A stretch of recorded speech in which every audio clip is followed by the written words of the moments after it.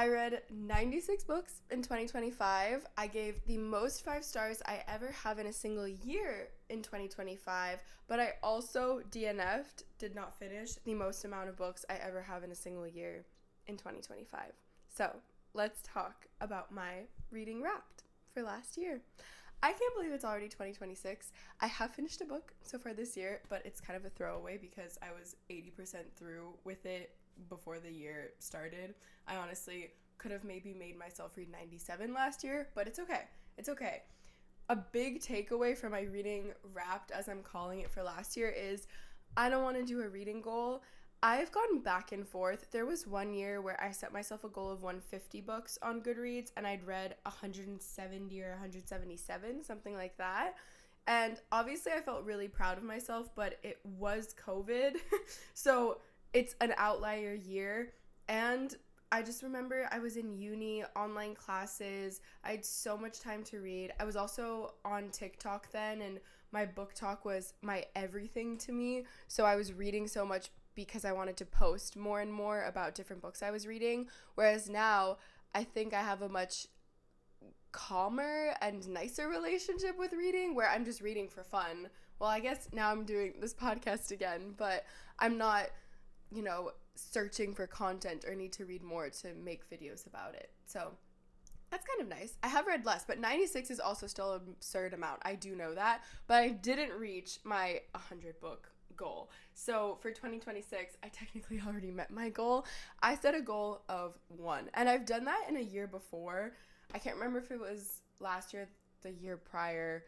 Anyway, I have set a goal of 0 or 1 on Goodreads before, because then it's kind of like, okay, you're going to meet it. You meet it right away in the beginning of the year, and then you're just reading for fun, and you're not reading towards a goal. Because December was kind of stressful. There were so many plans I had, which I'm grateful for. Lots of friends, family, lots of people to see. But then I would always be like, oh my God, when can I read? I need to reach my goal. And I was like tweaking. I did not reach it. But 96 is very impressive, I know. And everyone reads at their own pace, and I'm really happy. And as I said kind of at the beginning, this was the most amount of 5 stars I've ever given in a single year. It was really cool on Goodreads to see kind of my overview, because I haven't really seen that view before. One thing about Goodreads is the design, the UX is terrible, and I cannot believe Amazon owns them, because you have so much money and you have let Goodreads stay like this. There's a part to say about how it's nostalgic, but I don't know. I think they need to make some upgrades. All that being said, a quick snapshot of my reading this year. As I mentioned, 96 books. I gave 17 books 5 stars, which I will get into them in this episode. So naturally, I do recommend all of those books. I gave them 5 stars for a reason. Most of them also made it on my phenomenal list, which is just a different list I have on Goodreads of books that today, if you ask me about them, I can recite the entire plot. I can tell you which characters I loved and why. I can tell you why that book stayed with me so deeply. So I had 17 5 stars. But I was looking through everything I read, and actually quite a lot of 4 stars also really made an impact on me this year. I'm really excited. It was a great year. I read fantastic books, and a big reason is I branched out of my favorite genres. I used to be, when everyone started reading, to be honest, and like when it got pretty popular on TikTok in 2020 was when I fell in love with reading. I worked at a local bookstore. It wasn't really local. It's a huge chain in Canada. But I worked at a bookstore. I was just always immersed in books, and all I was consuming was BookTube and BookTok. So I got really into reading, and I want to say 80% of what I read was romance. And then I sort of dabbled into fantasy, but that was kind of a year or two later.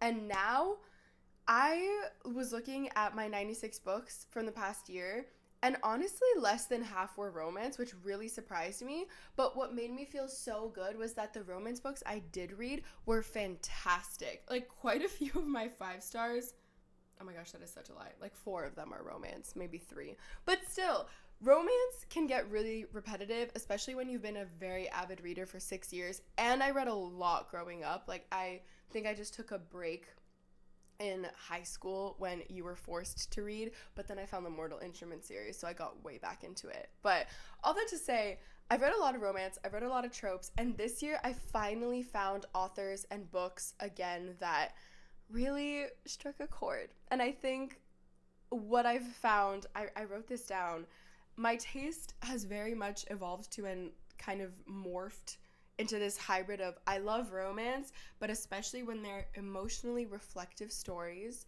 meaning of life themes. Oh my gosh, I eat those up. Frederick Bachman, think Tuesdays with Morrie. I completely blanked on that author's name, but Tuesdays with Morrie was one of my favorite books of this year. I read so much Frederick Bachman this year, and 2 of them are on my 5 stars. I'm reading one right now. I'm reading My Friends by him right now. I love like gentle wisdom books. I don't even know. That to me is just all of Frederick Bachman's books. It's because I read the Beartown trilogy this year, and my goodness, is that a fantastic trilogy. I will say the first book, not my fave, but the second 2, 5 stars, phenomenal. I think the first one was just a little triggering. Definitely look up all trigger warnings for this series, but I'm rambling. It's just, you can tell when I really loved a book because I can't stop talking about it. But yeah, I'd say more emotionally driven, gentle wisdom. I love meaning of life. I want to finish a book and think, oh, I am changed. Like, I needed to hear this. Even if I know, okay, a lot of these books talk about how family is the most important thing. Find your passion in life. Love something beyond all reason. That's probably a quote directly out of Beartown. I know this. You probably know this. But reading it in beautiful prose hits different, okay? And I can't explain it. You just need to trust me, and you need to read a book like that because it will change your life. I also read so many gorgeous books about heartbreak this year. I read When Breath Becomes Air, which is a memoir from a surgeon who's dying, and it was shattered me to pieces, but one of the most beautiful books, and I'll never forget the ending when his wife is the one who finishes it. Just this is literature. At the same time, I read some of the spiciest, most incredible, truly emotional and realistic, I don't know if realistic works there, but incredible romance books. Honestly, Elsie Silver has done it again. She does it every year for me. Her Canadian cowboy romances, I need more. I have now finished her entire backlist, and that is the saddest thing. I honestly probably could reread because she has so many books. There are 3 series. 1 she's still working on, the other 2 are finished. And I gave 2 of her books this year 5 stars from different series because I had already finished the whole Flawless Chestnut Spring series, so I didn't read any this year. But all of those, not all of them were 5 stars, but a lot of them were 5 stars. All this to say, I went from A to Z in terms of reading, and it was so fun, and I highly recommend. I have a few kind of tips or how I was able to, I think, read so many good books. Number 1, I haven't had TikTok this whole year, and I realized I was so influenced on what I wanted to buy and read by TikTok. That being said, I am a sucker for YouTube. I watch YouTube probably daily, especially when I'm doing random chores around the house. And I realized a lot of the books that they talk about on YouTube, they're probably getting from TikTok. And sometimes, obviously, they reference TikTok as well. But I think it's different because the booktubers I love are talking about the book in a bit more detail or are giving you a bit more of a synopsis, so I can gauge better whether or not I'll like that book.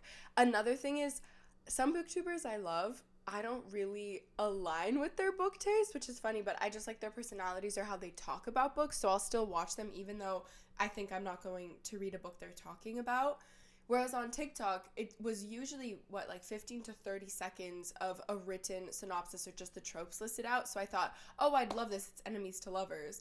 And then I would not like the book, or I would fly through it, but it felt like a copy and paste of every single book I'd read that year, let's say in 2023. And this year, I don't know if I was more mindful about what I was reading or I just got intentional recommendations from media or even in the bookstores. I would not buy that many books this year. I was pretty intentional with it, and I definitely want to continue that into 2026. I actually told myself, let's see how long this lasts, that I'm on a book buying ban unless it's a 2026 new release by an author I love and I really want to read it right then. So anything Emily Henry, Elsie Silver, Frederick Bachman put out this year, I will buy right then. Any series I'm also in the middle of, so the Empyrean, like Onyx Storm was book 3, the Fourth Wing series. I'm waiting for the fourth one, so, oh wow, fourth wing. Well, I hope there's only 4, because that would work so well. Anyway, I did not read that much fantasy this year, and that makes me a bit sad, because I love fantasy so much, and I think that first year when I was reading, it was mostly romance. I did also read Normal People that year. So, still romance, but like, literary fiction cut deep romance. I think fantasy was what made me obsessed. The year that I read 170 something books, I read ACOTAR, I started Throne of Glass, I read the Cruel Prince trilogy. Wow, what a throwback. I read what was the other one? The Leigh Bardugo ones, Six of Crows, Shadow and Bone. I read the Clockwork Angel trilogy, one of the best trilogy/series I've ever read in my life. I want to read more Cassandra Clare this year. I got a gifted Chain of Iron or Chain of something, the first book in that series. So I definitely want to go back to fantasy this year. I think because I was a bit obsessed with my reading goal number, fantasy books are longer. And so I was almost hesitant because I didn't want it to make me read less books since it takes me longer to read them, which is stupid. And I know that. And logically I know that. And I'm telling my 2025 self, like, Laura, get over yourself, read what you enjoy. And honestly, I got Alchemized for my birthday, and it is a very hard book to read. Like, that's most of the reason I didn't finish it. I'm probably 25 pages in. How can people stomach the beginning? Truly, I almost got sick, like, reading the descriptions of them in the tanks and stuff. But anyway, I have heard everyone that I know, like, everyone and their mother has read this book and absolutely adored it. So I know I have to read it, and I will. It's just a matter of when. But I think this year... And I can't be alone because it is so scary. I need, like, my best friend to come just sit on my couch while I read this book, and she can be reading another book. So overview on last year, I read a lot of different books and genres. I didn't overconsume. I did still buy a lot of books, but in comparison to past years, I truly didn't overconsume. I am really glad because I just have all my books stacked right now on my wall, which is a hazard. It's the Leaning Tower of books right now, and I don't know how it hasn't fallen. But that being said, I've added a lot more outward-facing ones, which means I've read them, versus ones where you can see the spine and the title. That means I haven't read them. So visually, I can tell I read a lot more than I bought this year. And that does make me happy because buying books and reading books are two very different hobbies. But I also just don't have that much space, and it is a lot of money to keep buying books. And I have over 100 books on my physical TBR, so I should probably get through those before I keep buying more. And that is my intention. My intention for this year is read more fantasy because it brings me so much joy. Continue reading intentionally. Don't just pick up the latest trend or something I see on the table at Indigo/Barnes & Noble that says, like, trending on TikTok. Unless I've heard of it or read the back and it looks really intriguing, I'm going to try not just picking up random stuff. Also, something I didn't mention that really helps me branch out my reading is book club. I am so grateful that a few friends and I from university and beyond actually formed a little book club. We're 7 and it's our 3rd year doing it. We actually just did our book club wrapped in December, and this was our 2nd wrapped version. So this is our 3rd year of book club, and I highly encourage anyone who loves reading to find girls around you, or guys, but mostly girls, to do a book club, because I have read the wackiest books. Like, one of the girls in book club, I love her, Nikki, recommended that we read The Naked Fisherman, for February's book club last year, and that was such a fun time because it was a terrible book, but it was so funny. Also, the title, we all guessed what the plot would be and like what would happen based off the title, and I think we made a bingo card about it. Nothing that we said would happen. I think I said like she would drown and he would save her because it was fishermen. There was like no fishing involved.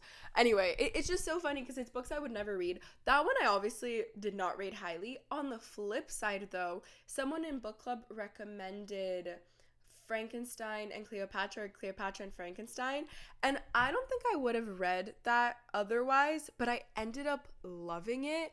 Also, what was the one? The Wedding People. That came out in 2025 and we read it for book club.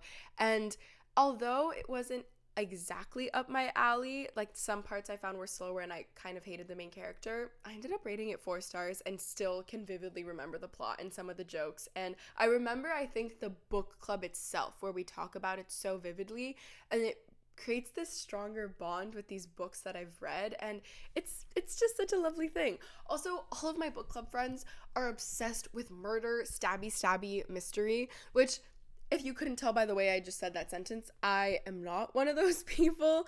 But in a way, I'm really grateful that they're expanding my view and my horizon. And I have read some really interesting books because of them. I'm trying to think. We've read Not Quite Dead Yet by Holly something, and that was pretty good. That was a very interesting premise. She finds out she's about to die in a few days, and she was like, someone tried to kill her, but then she ended up somewhat surviving, but she only has a few days left to live and she wants to solve her own murder, is the synopsis. And then we also read Final Girls. That one was quite sad, but it was just these 3 girls who've survived like mass murderers or serial killer sprees. They're the ones that survived that serial killer incident, and they're from 3 different generations, and it's like, are they connected or what? Just, yeah. And then some sketchy stuff happens. I'm not explaining it very well, but they have expanded my horizon. I'm trying to think. We did a book club wrapped. None of my 5 stars. Oh, one of them. Okay, we read Atmosphere by Taylor Jenkins Reid for book club, which, to be quite honest, I would have read anyway, but it was really fun to talk about afterwards. So yeah, definitely do a book club. You will read some books you never think of. Also, I was the first one who I think got us to read a fantasy. So this year, my pick was Divine Rivals because I'd seen that duet everywhere and I really wanted to read it. And I think it's called the Letters of Enchantment duet / series, by the way. But super good to them. I thought it was just okay because I've read so much fantasy and it was YA. I liked it. I think I liked the second one more. And the crazy thing is I remember the plot so vividly, but I didn't love it. And again, it's because it was book club and we talked about it. I remember where we went for brunch that time when we met for that book. So book club is just wonderful because it gives you an extra memory tied to this book, and that's always a lovely feeling. You always want more fun memories in life. But this is enough rambling on kind of my overview of last year and how I want to read this year. Let's go into my quick list of 17 5-stars from this year. I also definitely want to dedicate a full podcast episode to my top 25 of 2025 because, as I said, there are way more books than these 17 that will stay with me forever. How I rate is a 5-star was genuinely perfection. It was written well, the characters were great, I loved the plot or whatever the pacing of the book was, and there was a message or something that stayed with me, or maybe it was the time I read it at, it really related to something I was going through, or these books were 5 stars, chef's kiss. On the other hand, my phenomenal list, which if someone's asking me for a recommendation, I go to that list immediately. I honestly will probably just send you that list, my Goodreads list. But if, maybe I'll give you some recommendations based on you and your personality and what I think you'll like. That being said, there are about 55 books on my phenomenal list on Goodreads, and there are some 4 stars on there. There might even be a 3-star on there. The reason being, sometimes I like bad books. Sometimes there is a book that objectively has a plot hole or an awful 3rd act conflict that is so dumb, and yet, ooh, it grips my heart, or it stays with me, or just it made me cry, or there's something about that book where I will tell you, overlook this flaw that I saw about it. Maybe just one of the characters really irks me. Maybe something is triggering, but I overlook it because the book deserves a phenomenal ranking. So I give it the stars I think it deserves, almost literally or objectively, and then my phenomenal list is, okay, you're pretty freaking fantastic. So that's the kind of why I would still have 25 amazing books I can recommend in more detail. But today, I still want to go through my 17 5 stars. This is, wow, I'm looking at this and one of them is really embarrassing. But first off, I already spoke about this, When Breath Becomes Air. This memoir, oh my goodness, I read it so long ago. I want to say it was February or March. I think I was traveling for work as well, so I read this like at night. Then the next day I had to go be bubbly with coworkers and put on a brave face, but I was devastated inside because I read one of the most impactful books ever. It's really just a memoir of him dealing with the fact that he's going to die. And what's incredibly sad is I'm pretty sure he's an oncologist, so he is a surgeon for cancer and he gets cancer, so he can read his labs and like knows everything happening to him, and it's such an interesting dynamic, him and his doctor. He also keeps working, he almost gets better. Then how much of this is a spoiler? Let's just say there are a lot of curveballs thrown at him also in his romantic and family life, and it's so much more impactful to read because it's all real. And that's when I read fiction books that really hit, it's because I've grown to love and care for these characters in such a way that makes them feel like my friends or like real people who I can imagine. When it's a memoir that is this beautifully written and this tragic, oh, it just guts you in such a different way because this happened to someone. It's not that I have to picture, you know, him living. He did. He really did. And this happened to him. And so I almost take the actual person, the author, out of it, and I almost pictured like my dad, or if this was happening to a friend, because it was someone real. I don't know if you feel that way when you read a memoir, but I certainly do. Unless it's a celebrity one, like the Jeanette McCurdy one, I'm Glad My Mom Died. That was a fantastic book. I can't remember when I read it, 1 or 2 years ago. And of course I was not picturing anyone else but her. That was a really great memoir. Anyway, When Breath Becomes Air. The second one, very similar vein, is Tuesdays with Morrie. Oh my goodness, I was so annoying when I finished this book. I told everyone and their mother and their father and my grandpa to read it. My dad and my grandpa did read this book because I raved about it. And what's funny is they probably knew the important themes in this book. Obviously, I think as you get older, family becomes more and more important to you, and finding passion and joy in life becomes more and more important to you. It was just, if you didn't know, this book is about a man who is dying, an old man who's dying, and a previous student of his from, I can't remember if it was high school or university, I think university, who finds out that Morrie is slowly dying. He's quite old by now, and he gets this urge to reach out and to connect with him again because he had made such an impact on him when he was a student. He always valued that class and the time he had with his professor, and he learned so much from him. And he's kind of gotten lost in the materialistic things in life, and he isn't necessarily happy. He's overworked, but he has a good paying job, but is he really fulfilled? Not really. And he starts spending every Tuesday with Morrie. He goes and he kind of interviews him, but also just spends time with him, and then he writes this beautiful, beautiful book of all the lessons Morrie has taught him.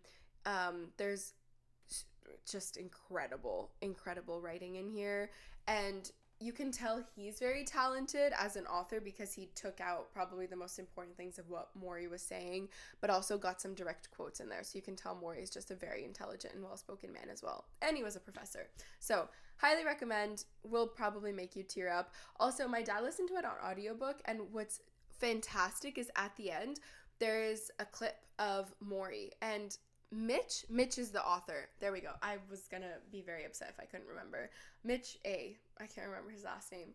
But in the audiobook version, at least on Audible, there's a clip of them. He like recorded their conversation, and it is so beautiful. And again, because you know it's real people, it just hits so well. And I think everyone should read this book.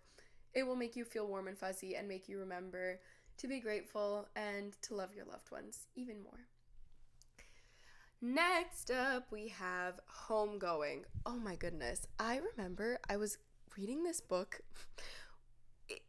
Okay, this book, incredible. It's fiction and it jumps timelines and POVs, like multi-generational, and it starts with a boy. I think the first story was a boy in Ghana way like hundreds of years ago, and then you jump to Europe at some point. You're in the States for a lot of it, so it jumps kind of like hundreds of years at a time, and each section is a different POV, but they're all related or intertwined in some way generationally. Like they don't actually know each other, but one of them might be the grandpa of someone.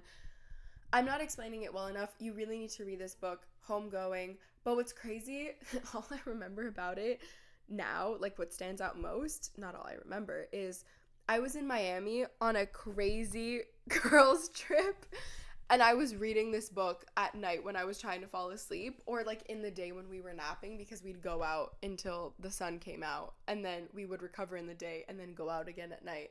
And I was reading this deep, traumatic book where my worldview was expanding and I was educating myself, and then I'm going to the club with my friends, like, after finishing the chapter. I cannot believe, the timeline is crazy. Aren't books so fun? You can have so many levels to yourself. Homegoing, gave it 5 stars. Then I have Us Against You and The Winners, which are books 2 and 3 in the Beartown trilogy by Frederick Bachman. Please read this, but also please look up the trigger warnings, because, okay, so Beartown was a book club pick. The funny thing is, I can't remember if I picked it. I think I did. And the general consensus was everyone loved it. It's so well written, but also it is translated. So I think it's Swedish. I think Frederick Bachman is Swedish, so originally it's written in Swedish. But the English versions, because of course I don't know Swedish, are so good. And it really makes me wonder, is it the translator that is incredibly talented, or the author, or a combination of both? And it must be a combination of both, because every book by Frederick Bachman I've ever read is amazing. I haven't looked if it's the same translator each time. That would be really cool. I should look into that. Give that translator more credit. But I honestly can't tell you much of the synopsis of Us Against You and The Winners, because they kind of directly follow what happens in Beartown, which I didn't give 5 stars. Funny enough, I gave it 3. Let's just say it's a hard read. It is a hard read, but so worth it. You will feel more human, and you will just feel more empathetic. It's also pretty funny at times. It's a deep layer of humor. Like, you have to be okay with kind of dark humor, or not dark humor, just humans being humans. The very base level synopsis I can give about Beartown is it is a hockey obsessed town. But this book is not about hockey. Honestly, it's about people and this community and how everyone comes together, but also is rivals with the town right next door. They're in the middle of the forest, and these people have been through so much. Everyone in this town has endured more pain than probably any average person can imagine, but at the same time, it's probably what we're all going through and we don't even know it. And that's one of the kind of beautiful underlying messages throughout the book. So, highly recommend. Us Against You and The Winners were 5 stars for me, but Beartown is what kicks it off, so you should definitely read it. Then we've got Crying in H Mart. Okay, I'm really starting with all the sad ones. There are fun romances and just contemporary fiction coming up, but Crying in H Mart by Michelle Zimmer? Michelle is her first name. This was a memoir about a girl losing her mother. I read some crazy depressing books this year, but my goodness, were they good. Once again, this book really showed me what's important in life. It reminded me to be so grateful that I have my parents and the loved ones around me, my friends, anyone who is there for me. Thank you. And it just really reiterated that that's what matters in life. Also, the support she gets from her boyfriend, then husband, in this book is the most beautiful thing, and I think was a reminder of the kind of love you should wait for and like not settle for anything less than this. It was gorgeous how he was there for her and her family. Also, she was so candid about the complicated relationships girls have with their mothers. I love my mom so much, and I know I have not been very kind to her at times.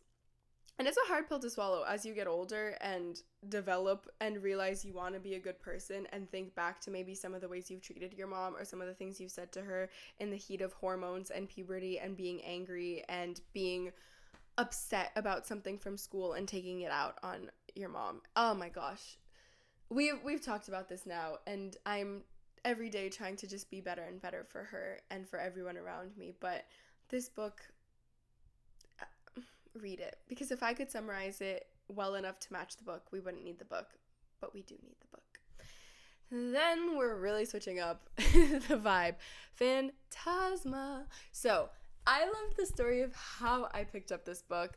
My lovely, lovely boyfriend, for my birthday, took me and my best friends out to a surprise location. So I didn't know where we were going until it was the day of my birthday, and he sent the address. And it was a bookstore, cafe / bar. Are you kidding me? That is my dream. That's every book lover's dream. It was so perfect. So we got there, we had a few drinks. It was night, so we did not use the cafe portion. We used the bar portion. And then we kind of browsed books. I talked about so many books I'd already read. I pointed to like half of the shelves and was like, read this, loved this, didn't like this. And then I didn't know if I wanted to buy anything for myself because I was being very mindful about books, but I decided, one, to buy my best friend a book because there was one she was really interested in and I knew she wouldn't buy it for herself, and I love gifting books, especially if I know the person is interested in that book. Second, I went up to one of the booksellers because I'm thinking, okay, this is a very niche bookstore. It's very local. It's not a chain. You probably love books so much for working here. And so I went up to her. We were in the fantasy section, and I said, like, what do you recommend? What's new? Also, for context, my birthday is mid-October, and I kind of wanted something fantasy because I just find fall is perfect for fantasy. And I told her I loved ACOTAR. What else were we talking about? She mentioned Alchemized, and I said that one might sound like a bit dark, but I hadn't read it yet. I hadn't even tried it yet, but I'm open to anything, is what I said. And she recommended Phantasma, and thank you to whoever you are. I need to go back and say thank you to this employee because I gave that book 5 stars. It went on my phenomenal list. It was so good, and it really solidified that I do love fantasy and I love magical realism and fun, whimsical things, because to me, Phantasma is just the much, much, much better version of Caraval. And that is a very famous book by someone I forget. But she also wrote Once Upon a Broken Heart trilogy, which I cannot remember what happens in that, but I know I read that. It's The Ballad of Never After as well. See, whoever that author was, so those books were trending forever. Like, they're still trending. They're still on the tables at the bookstore of top fantasy, book talk, whatever. But I didn't enjoy them at all. I found them really confusing. I just didn't like them. But I tried. Phantasma is incredible. They're going through these challenges in this kind of haunted house. I'm not explaining it well enough. It's so much cooler than that, but essentially this phantom helps her get through the challenges, and why she entered this, and you get one wish at the end, by the way, and why she entered this was because she's trying to find her sister, and like how it starts off right at the start is her mom just passed away, and we find this out in page 3, so this is not a spoiler, but I highly recommend. It is so magical. It is so fun. It was spooky but not scary. I do recommend reading it in the fall. I read it in October and it was perfect. It honestly, I will remember the vibe I had reading that book forever, and like the time and the fact that I got it recommended to me on my birthday, bought it then. It was just, I love when books have a sentimental meaning but also are incredible. So, highly recommend. Do I think I'm going to continue the series though? No, I don't think I'm going to read the book about her sister because I loved book 1 so much and the reviews I've seen are a bit mixed.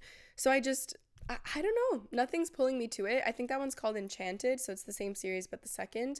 And I'm so happy with how the first ended. Also, it was sold to me as a standalone. Like, that's how she explained it. And I was really excited for a fantasy standalone because I find those are pretty rare to find. So that's my long spiel of Phantasma. Loved it. 5 stars. Then in January, so we're going way back when to, wow, last year, I read Tomorrow and Tomorrow and Tomorrow by Gabrielle Zevin, I think is her name. If I'm right, that's impressive because I truly have not looked at this book in probably a year. This was such a good book. I read it on vacation. I was in Australia. I started and finished it while I was there because I could not stop reading it. I also had so much free time, and wow, I remember reading so many mixed reviews, and a lot of the booktubers I loved. Some hated, some loved it. I loved it. I loved it. It's a story about people beyond all else. It is tragic. I remember being on the flight home or the flight between 2 of the cities I was in and crying when I got to one of the parts of the book. It's a video game story. Like, what am I saying? It's a story about 2 people creating a video game, and so much more beyond that. Their lives, how they're intertwined, how they meet, the dynamics of working with one of your best friends, the dynamics of falling in and out of love with everyone around you. One of them is dealing with a lot with his health, and that's kind of how they meet. And that continues throughout the whole book. It's just politics a little bit come into play, and like power and creating this big successful game, like the implication that has on your personal relationships, your personal life, all of that. So I loved it. I really loved it. Do I think it was a bit slow at times? Yes, but I think that was the point. Like, kind of felt like real life. It also, though, time jumps a lot. They meet when they're young, like kids, maybe 10-ish, and it ends, I want to say, like, they've had families and stuff by then. So it goes over a long period of time. It's an investment, but I think you should invest in Tomorrow and Tomorrow and Tomorrow. Then we have Off to the Races by Elsie Silver. This was the first book in the Gold Rush Ranch series. I cannot remember anything. And yet I'm wholeheartedly telling you 5 stars. The thing is, I did read that whole series, so there's 4 of them this year, and the problem is I can't remember which couple this was. Like, if I'd looked up the synopsis, I'm sure I'd remember the couple and then I'd love it a lot more, but I can't. I think this is the one where he lives in Vancouver and she rides horses. You're just gonna have to believe me that it was 5 stars. Next, I read Notes on Heartbreak. Wow, this one, I think it was February or March as well, and I got recommended it by one of my closest friends, Sabina, and it broke my heart. It is truly just the story of a breakup. It is reading about a girl going through a breakup, and you get flashbacks to how they met, their relationship, then present day, how she's dealing with it. It was written so beautifully. If you have ever experienced a breakup, even if you haven't, if you want to be a bit sad, I highly recommend. If you want to feel validated, I highly recommend. Like, there was such a funny part in it where her friend asks her, like, they kind of see each other or cross paths from mutual friends, and she's looking for an opening to text him, and we've all been in that situation, and she's looking for the in, and her roommate / best friend goes, "You're not gonna text him, right?" And she goes, "No." And her best friend, like, 2 minutes later, and it's written so funny, okay, but then her friend 2 minutes later is like, "You texted him, didn't you?" And she was like, "Of course." It's like, it's the stuff we do in that mind state that just we shouldn't, and yet we do, and it's very validating and written very well and kind of hilarious at times because it's so vulnerable and relatable, and the ending I thought wrapped up very realistically but nicely, so I highly recommend. And the crazy thing is, you actually really like both of them, her and him, because they're flawed and feel like real people, and the issues they go through and everything that happens in this relationship and present day feels very real. So I highly recommend Notes on Heartbreak. And then I read, well, I have here on my 5-star list, Taming 7, which is in the Boys of Tommen series. Holy guacamole, this book is not for the faint of heart. Not at all. The trauma, it almost felt a bit trauma dumpy. Like at some points I was thinking, there's no way. There's no way this is real. And then I reminded myself this is in fact a fiction book, so it's not real. But it could be. It's just, the Boys of Tommen series, what's the first one? Binding 13, I think. Incredible. Shannon and... Wow, I'm getting flashbacks to reading that. I was in Panama with my best friend last year. Like 2024. I can't even remember. Oh, what a good book. What a good book. What a good series. Taming Seven was amazing. I have another one in this series I have to read. I can't see it. It's hidden behind a stack. But I love Chloe Walsh. But do truly look up trigger warnings because every book is just like a barf of triggering topics. And that's kind of what makes you love the characters because you just feel so bad for them. And the writing is really good and so easy to read. And these books are massive. One of them I think was 1,000 pages or 800 at least. But you fly through them because you need to find out what happens next. It's just like you're eating it up. So, Taming 7, 5 stars. Then we have Onyx Storm. What's crazy is I remember how it ends. I remember some of the theories I had and watching so many YouTube videos in January after I finished this book because I wanted to know what everyone thinks and what's going to happen next. Violet and, what's his name? Xander? Why do I feel like that's wrong? It's with an X.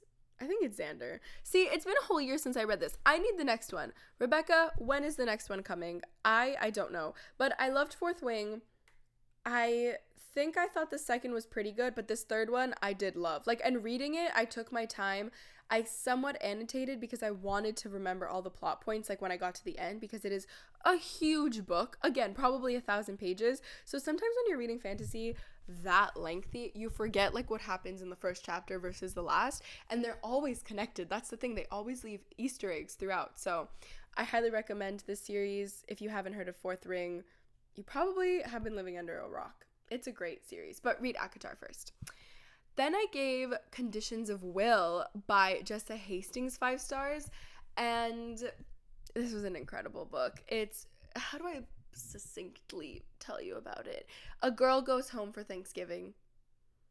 A girl living in London who has escaped her family goes home for Thanksgiving, and a lot happens. There's a bit of a mystery, there's romance, and there's family dynamics, and rich people being so snooty and absurd, and just mother-daughter complicated relationship, toxic relationships with everyone in her family.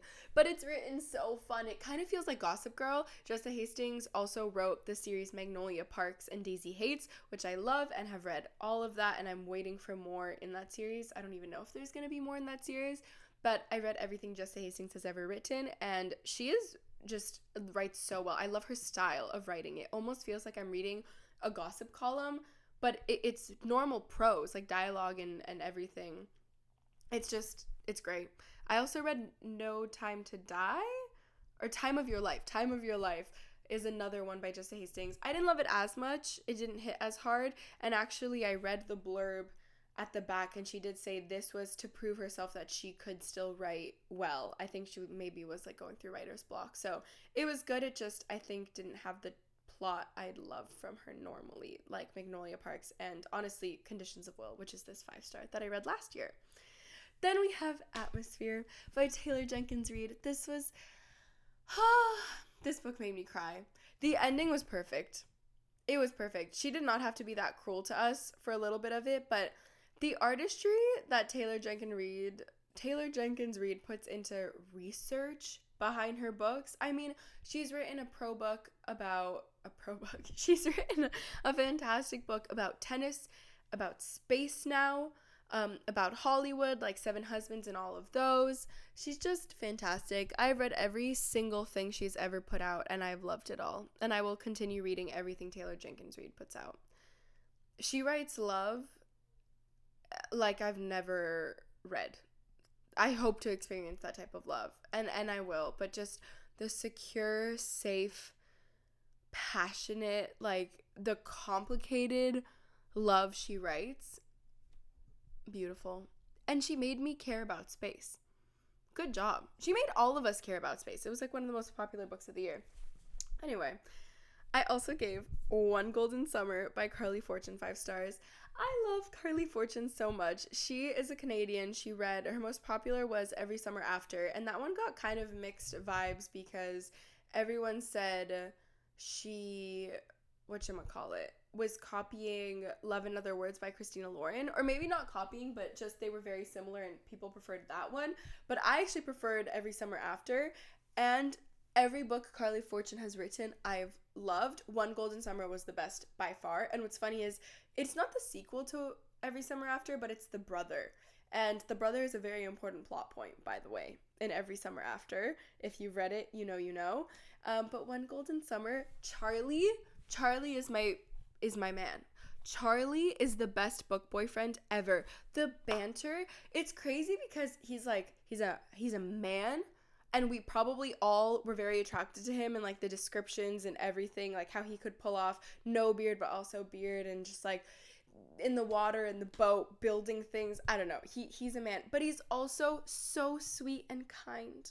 And her just relationship with him is the most beautiful thing. Like his banter and wittiness and playfulness from the start, but also being there for her and wanting her to open up and helping her with her summer bucket list. Like I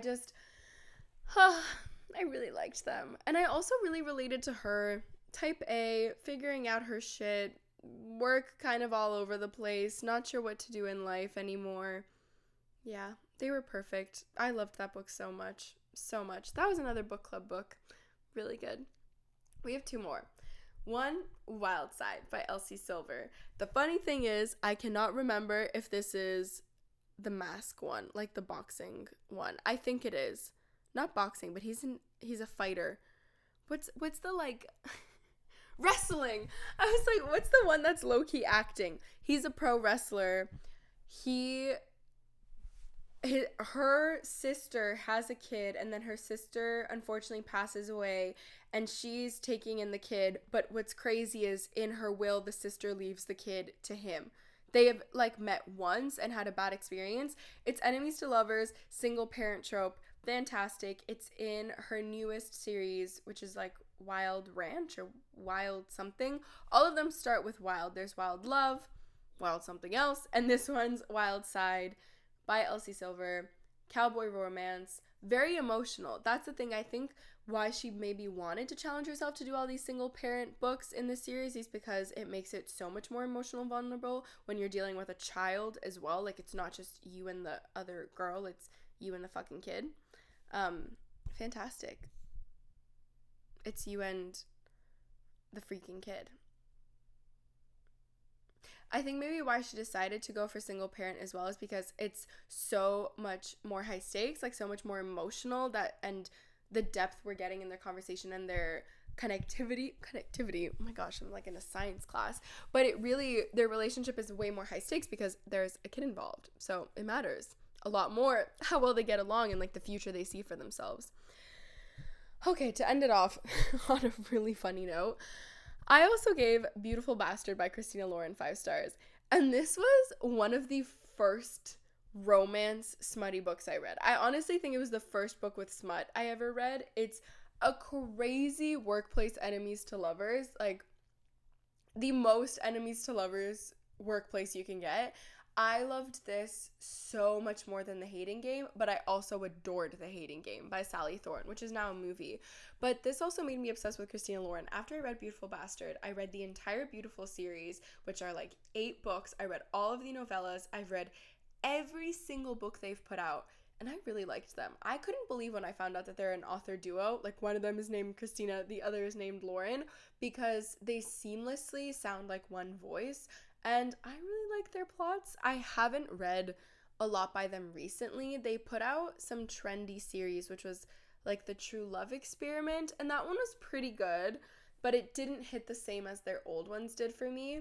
Rereading Beautiful Bastard, I think, was just really nostalgic. So I did give it 5 stars again. I loved it. It's crazy because on page 7 they're at it. So that'll give you an inclination. There is also an emotional side. I don't know if emotional, but they develop their relationship. Like, you understand why they like each other, and I think they work really well together. And I loved seeing this couple throughout all the other books because they know the other people getting into couples, so it's like an interconnected series. But that's what I'm gonna end it on. All right, I've been talking for nearly an hour about my 5-star reads of this year, my goals for reading in 2026, and just my overall takeaways from 2025. It was a fantastic reading year. I love books. I will continue, I think, to love books forever. And that makes me really happy. And I'm excited to keep discovering new authors and new genres and keep revisiting the ones that I love beyond all reason. And I am gonna go to a bookstore right now with my friend. So this is kind of the perfect day. It's sunny. I got to talk about books for an hour already. I will continue talking about books, and I'm gonna get a sweet treat. I'm so hungry, and I can't wait. I hope you have a lovely, lovely rest of your day, morning, evening, night, whenever you're listening, and happy reading.